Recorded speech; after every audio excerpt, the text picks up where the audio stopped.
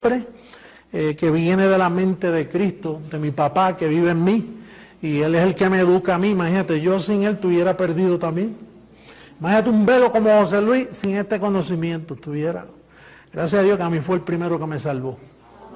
Y luego pues los demás hemos sido salvos. Salvos no del espíritu, salvos de esta vida, para poder vivir en salud, porque ya espiritualmente tan pronto murió, de la misma manera que Adán murió y nos entregó el pecado y todos estaban destituidos de la gloria de Dios, tan pronto murió y resucitó, quitó el pecado de todos los elegidos y quedamos salvos. Los niños nacen salvos, pero a los creyentes hay que salvarlos con la locura. ¿Y quién es creyente? Uno que es escogido. Ahora, nosotros nos toca salvarlos con la locura de la predicación del evangelio de la incircuncisión. Así que no estamos salvando a nadie espiritualmente hablando, sino salvándolos de su vida personal. Pablo le dijo a Timoteo, cuídate de ti mismo y de la doctrina, no del espíritu, porque el espíritu nunca, Satanás ahí no pudo hacer nada. David dijo, y tu cuidado guardó mi espíritu. Así que estamos en el negocio de salvar gente. Ojalá salvemos un montón esta noche, ¿verdad que sí? Que los que están ahí ya dicen un pasito más y ya. Vamos a comenzar con el Salmo 82, el verso 1 y 2 primero, y luego vamos a pasar al verso 6 y 8. Bueno, dice así la palabra del Señor. Dios está en la reunión de los dioses. En medio de los dioses, ¿qué hace? Y luego dice, ¿hasta cuándo juzgaré injustamente y aceptaréis las personas de los impíos? Quiere decir, déjamelo en pantalla, no tienes que quitarlo, solo me pueden escuchar. Dice que Dios está en la reunión de los dioses.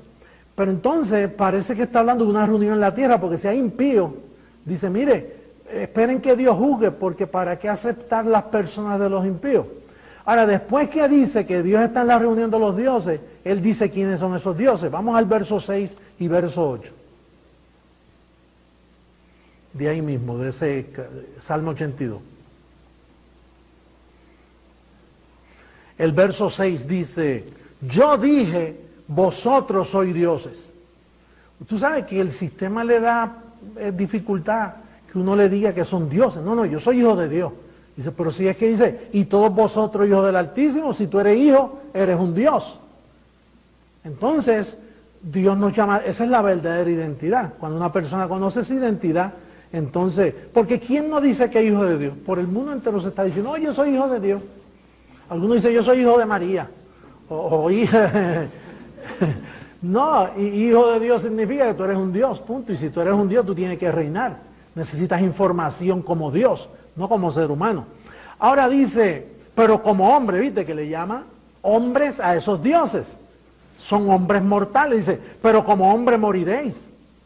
Muchos de los bendecidos nuestros han muerto, ¿sí?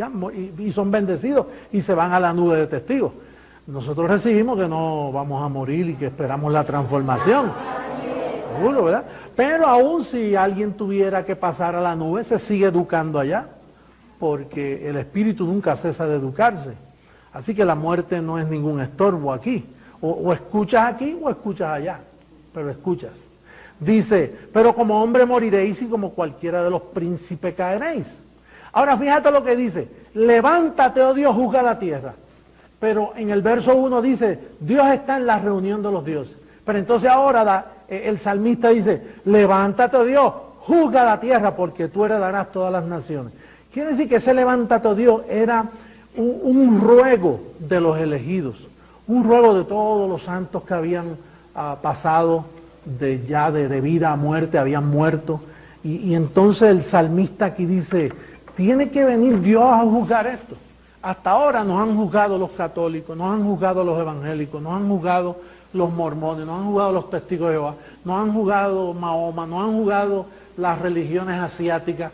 ¿Quién nos ha juzgado? Ahora, ¿cómo saber cómo Dios juzga? Porque hay que preguntar, bueno, si Él dice, levántate Dios, juzga, porque ahí se heredan las naciones, entonces nos tenemos que preguntar, entonces, ¿cuál es ese juicio? ¿Cómo saber? Porque hemos visto tanta gente juzgándonos. El Papa juzga y todo el mundo lo respeta y aplaude, y a veces no se sabe ni lo que dice, pero la gente aplaude. Y Él está juzgando. Y vemos que ese juicio no es el de Dios, porque no ha resuelto nada. Ahora, ¿cuál será ese juicio? Vamos a ver ahora dónde está ese juicio. Vamos a ver a Romanos capítulo 2, verso 16, para saber cuál es ese juicio. El verso 16 dice, en el día en que Dios juzgará. El salmista allá pedía, por favor Dios, levántate, juzga. Cristo murió, resucitó, se escondió por 2000 años, hasta 1973, en luz inaccesible, nadie podía verlo, pero entonces dice que volvió a vivir, para ser Señor así de los muertos como de los que viven. Fíjate que Pablo está hablando ahí, Él no es Señor solo de los que tienen cuerpo, aún los que han dejado su cuerpo, Él es Señor de ellos. En la nube de testigos, Él los monitorea con su palabra desde aquí, desde la tierra. Dice, pero tú, ¿por qué juzgas a tu hermano? O tú también, ¿por qué menosprecias a tu hermano? Porque todos compareceremos ante el tribunal de Cristo. Compareceremos, futuro, ese tribunal nunca estaba. Ese tribunal venía cuando volvía a vivir, que Cristo en su segunda venida tenía cuerpo físico, entonces Él mismo iba a ser el tribunal, que no es más que en esta noche está en Bogotá el tribunal. Está en Telegram, que es la palabra. Esta es la tarima del tribunal. ¿Y qué hace? Por eso es que dice, no juzgues al otro, porque la palabra se encarga de juzgar a cada uno, no hay que estar perdiendo el tiempo en juzgando a nadie. Y Él dice, ¿por qué menosprecias a tu hermano? No lo menosprecies, porque para eso está el tribunal. Porque escrito está, vivo yo, ya está vivo. Dice el Señor que ante mí se doblará toda rodilla y toda lengua confesará a Dios. Para tú doblar las rodillas y para usar tu lengua tú tienes que ser un ser humano, tienes que tener cuerpo físico. Naturalmente, ese verso lo han leído por años y cientos de años, perdiendo el tiempo, porque hasta que Él no volviera a vivir, hasta que Él no estableciera su trono, entonces toda rodilla y toda lengua va a decir, José Luis de Jesús Miranda es Jesucristo hombre y vamos a reconocerlo. ¡Hey!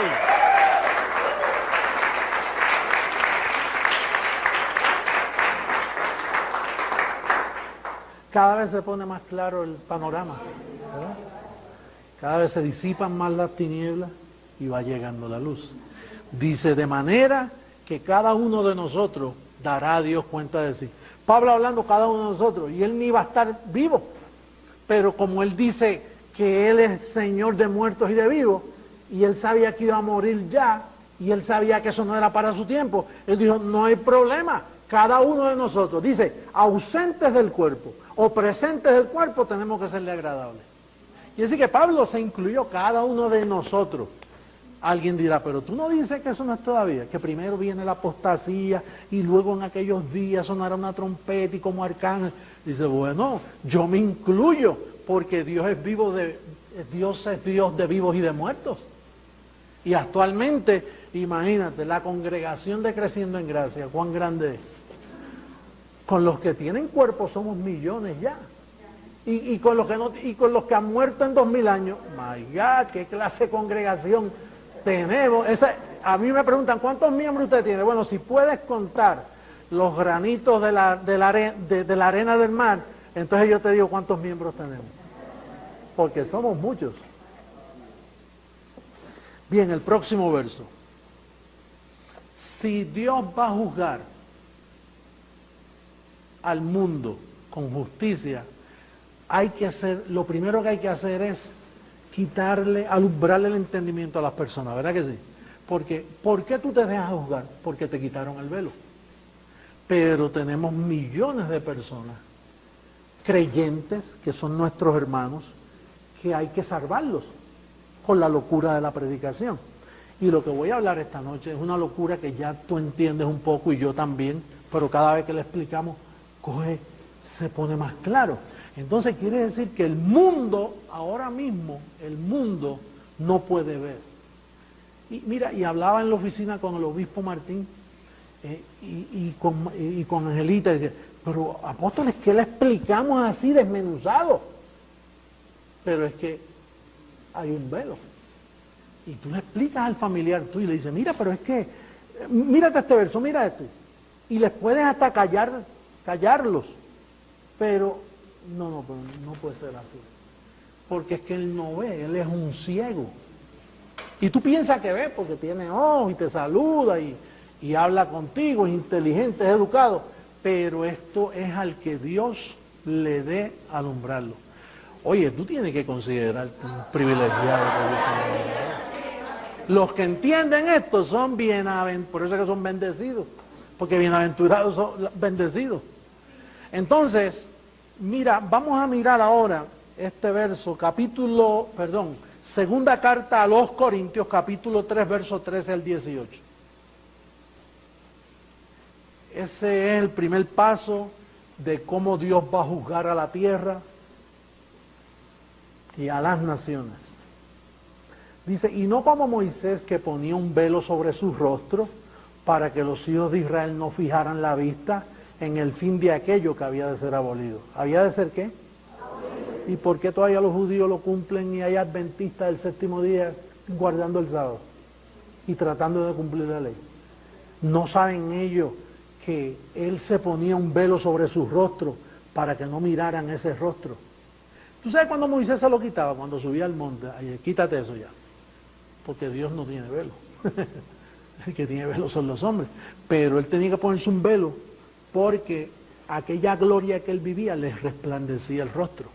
Entonces él se ponía un velo y decía, esto no va a durar, esto es la ley, esto va a pasar. Dice, pero el entendimiento de ellos se embotó. Porque hasta el día de hoy, 2000 años atrás, hasta el día de hoy, cuando leen el antiguo pacto, les queda el mismo velo no descubierto, el cual por Cristo es quitado.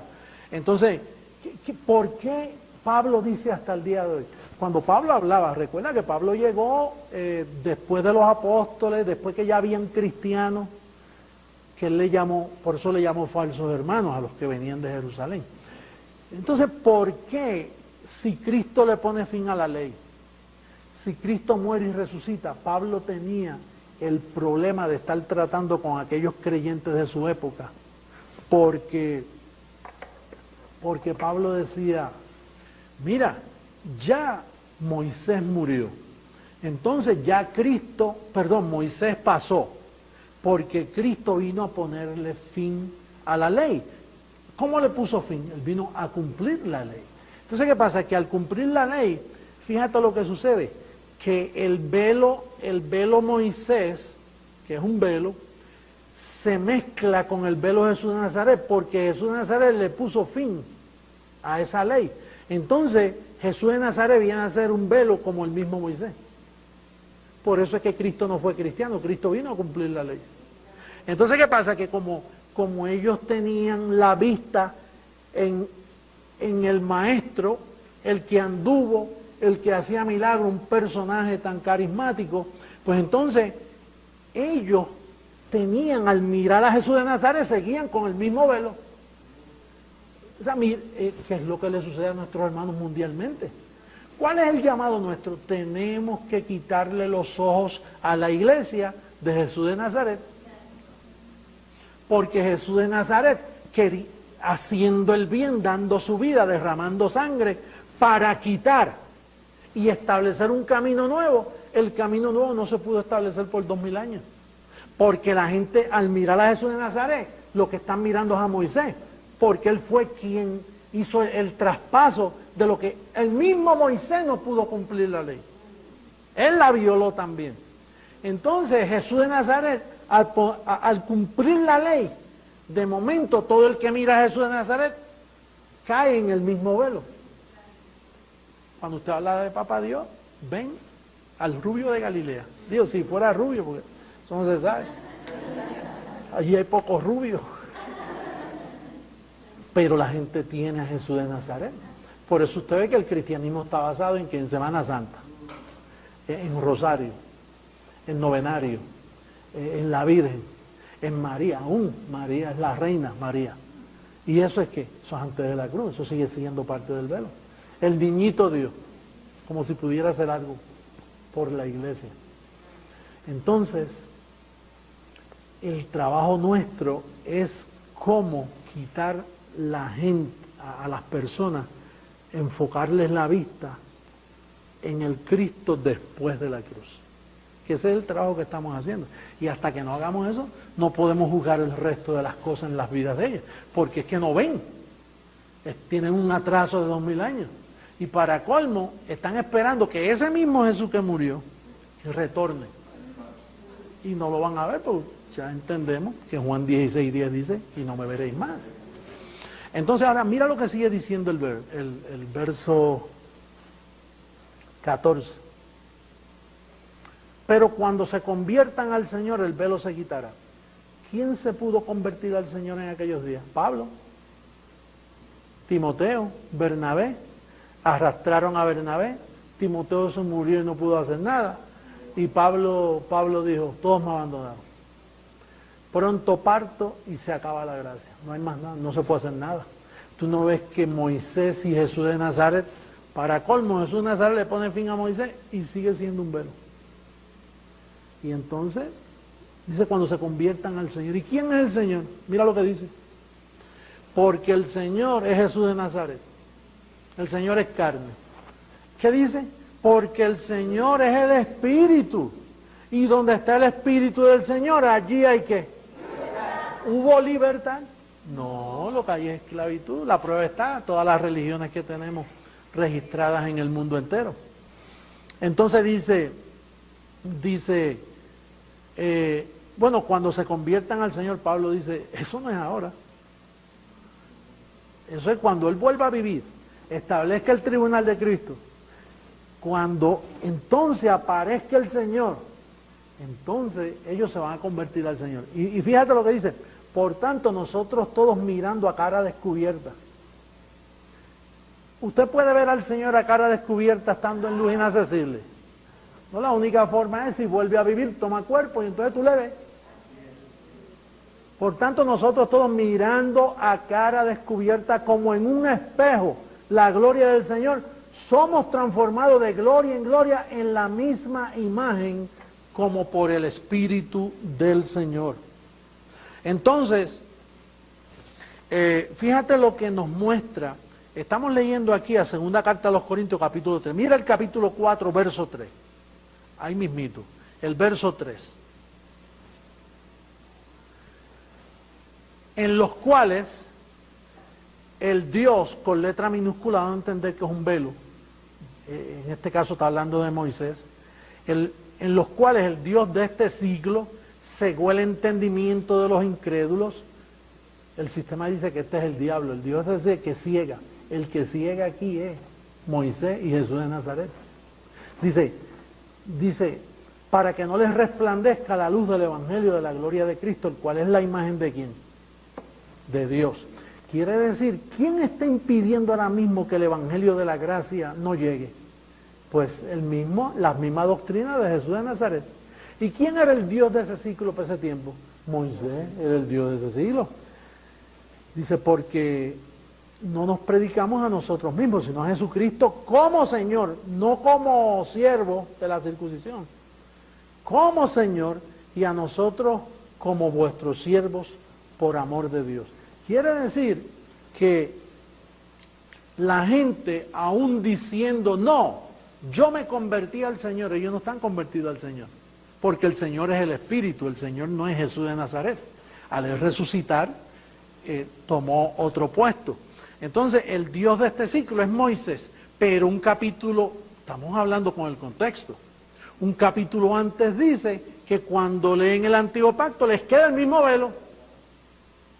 O sea, leen el antiguo pacto, ya están en un nuevo pacto. Entonces, cuando leen el nuevo pacto, dice Pablo, pero les queda el mismo velo. Dice, no, si estamos con Jesús de Nazaret, eso es lo mismo que Moisés.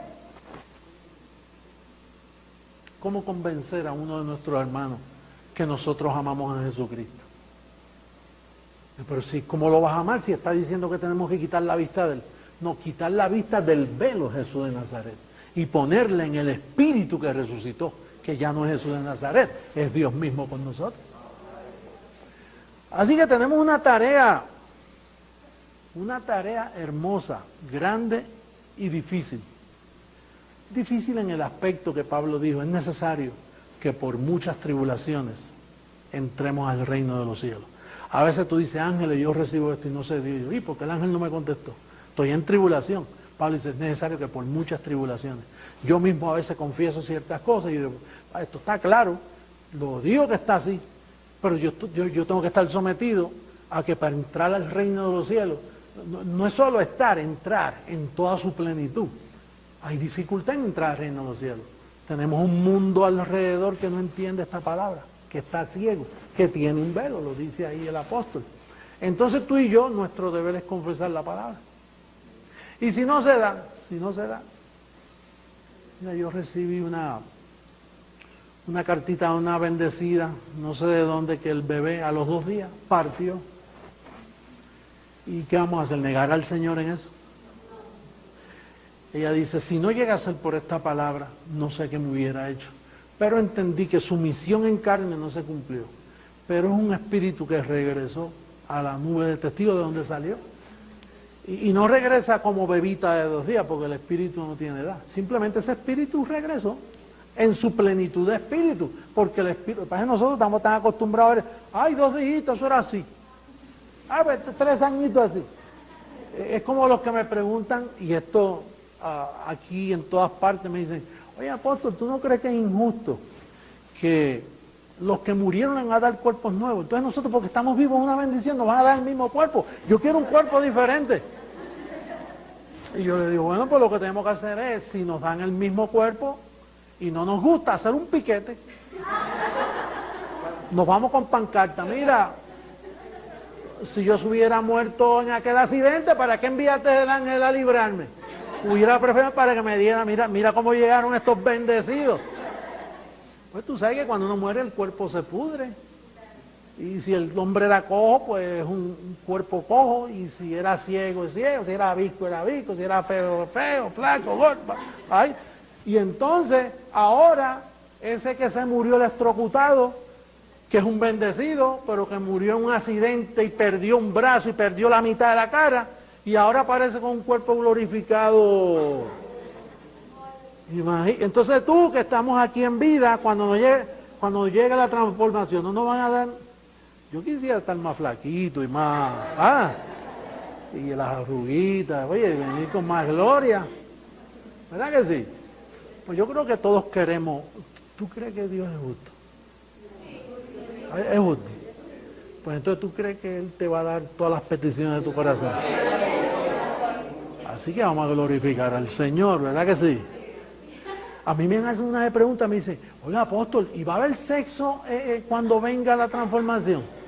Y yo digo, si tenemos cuerpo, yo pienso que sí. No habrá casamiento, pero bueno, ahora nos casamos y tenemos familia, pero en aquel siglo, me imagino, Dios, tú tendrás tu pareja, pero renovadita, bien bonita, ¿verdad? Y me imagino que el sexo no tendrás que tomar nada para ayudarte, ni clasecita, porque eso será a pura potencia.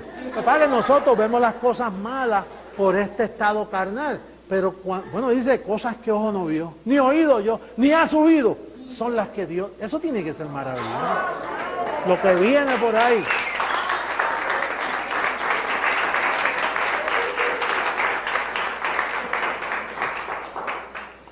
Entonces vamos a ver a Isaías para terminar 45, versos 22 y 23.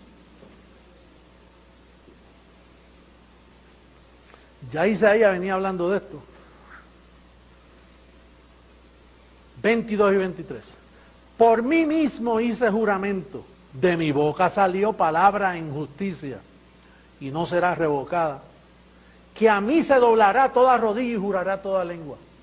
Mira lo que está diciendo el profeta. Va a llegar un día y nosotros somos ese pueblo. Oye, qué delicado eso para mí. Dice, papá, pero yo sé que estoy representando eso. Pues prepárese. Prepárese para eso. Porque eso es palabra que no puede ser revocada. Yo voy a ver, dice toda rodilla, naturalmente de los elegidos. ¿Tú te crees que de las 100 ovejas se va a perder una? Y aún esos bendecidos que nos rechazan ahora, pentecostales, evangélicos, católicos, si aman a papá, un día van a doblar rodillas. José Luis, perdona, no entendía. ¡Oh, Padre!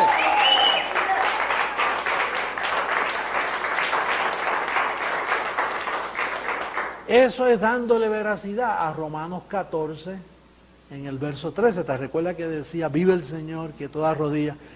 Pablo lo que hacía era usando lo que dijo Isaías miles de años atrás.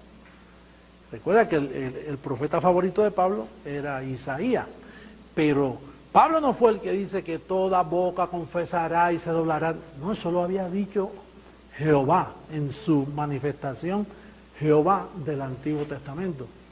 Entonces Pablo ahora lo repite en el Nuevo Testamento y dice, no es para mí, no es para Jesús de Nazaret, es para el otro, ese otro que viene. Lo verán cara a cara descubierta. Oye, y yo no uso velo. ¿Sabe por qué? Porque lo mío no va a ser abolido. Lo mío es la última barajita que Dios sacó. Este es ejecutar el plan de Dios sobre toda la tierra. Y yo exhorto ahora a mis bendecidos que me están escuchando, esos que nos juzgan, te amamos. No nos vas a hacer daño con tus juicios ni con cosas que digas, porque tarde o temprano tú también vas a doblar rodillas, bendecido. Tarde o temprano tú vas a decir, esta es la verdad, no puedo más con ella, he estado equivocado. Así que te damos la bienvenida al reino de los cielos. Le damos la bienvenida a todos. Yo digo que, yo tengo una petición.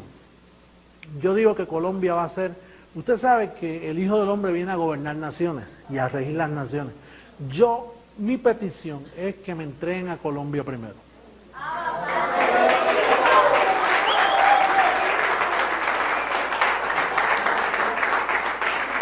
Entonces, yo creo que esperamos que Uribe termine el segundo cuatrenio y cuando él vaya terminando, para respetarle, porque nosotros somos personas respetuosas, ya él no puede postularse más. Así que él le va a caer bien esto que yo voy a decir si le llega a él.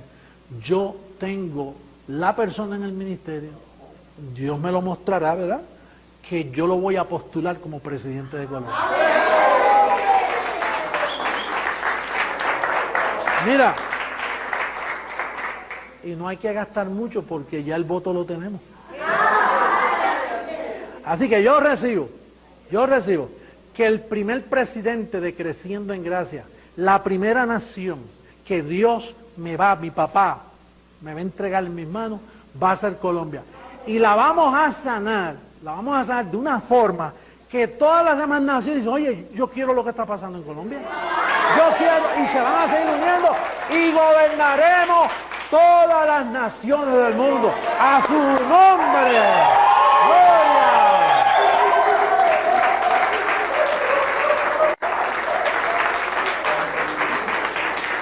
Miami, bendecido con toda bendición. Nicaragua, todos los países, Guate, México, por todas partes, Brasil, Pedro Keller por allá, Vicentico, que hoy hablé con él, hoy vamos a estar escuchando eso. Los saludo, los amo a todos. Qué linda es la familia de la fe. Hoy venían unas personas y el obispo Martín lo vio y dice, ay, mira, viene el hermano tal, viene el hermano tal. Y yo oí ese regocijo cuando uno ve a los hermanos. ¿Verdad que sí? Por eso es que dice, no juzguemos a nuestros hermanos, no menospreciemos. ¿Por qué? Si es que todos somos bellos. ¿Verdad que sí? Y en su tiempo todos vamos mejorando un poquito. Imagínate, el peor de todos soy yo. Y mira dónde me pusieron. El peor de todos soy yo. Y mire, bueno, este califica para hijo de hombre. Porque tú sabes que aquí el poder se perfecciona en la habilidad. No iban a escoger a un Jesucristo fuerte. No, tenía que venir con todas las debilidades ahí para usar a ese vaso para que los demás tengan esperanza. Imagínate, uno bueno y se daña esto. Pero gracias a Dios que Pablo dijo, no hay ni uno bueno. Todos se desviaron y Dios luego ejecuta lo que quiere. Bueno, los músicos en Miami, levántense, vamos a hacer ahí un fiestón que los está mirando el mundo todavía. Bendecido.